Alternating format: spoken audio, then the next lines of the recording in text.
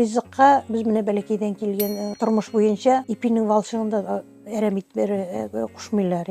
Қазір мен үйрендім, шөгіндерін ит білен бірге салып пішірем. Әлік айрым пішірейдіңіз ме? Әлік айрым. Бір үшті бішақлы жер бүтін айланы жейіп тұра. Өз жерің болу, ол бек зор байлық. Аны сұңлап аңлайсың. Қатын қызларға әйтесі келген бір әйбір бар. Тұрмышта бүтін болған әйбірні кішіге сөйлеп болмай. Жүрекні бұшатырға керек. Ол бәлекейгіне комбы зорая ол шерге ейлені. Міне нәрсе ол онкология. Сен қағазға бүтін әйбірні жылы яза аласың. Сен жылаған вақытта бүтін көңіліңі шес тартасың. Мен өзім бияны білен 32 ел бірге ешемедік, но біз бір қашан тілге келішкеніміз болмады.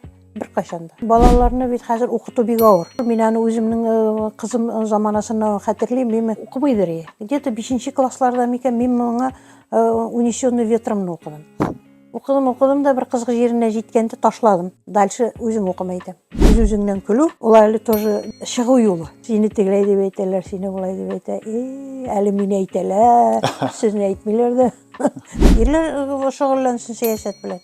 Қатын қыз боларақ, ешақта мен мұны аңламадым. Мен өзім деп жеңні сызғанып алдан жүгіредір.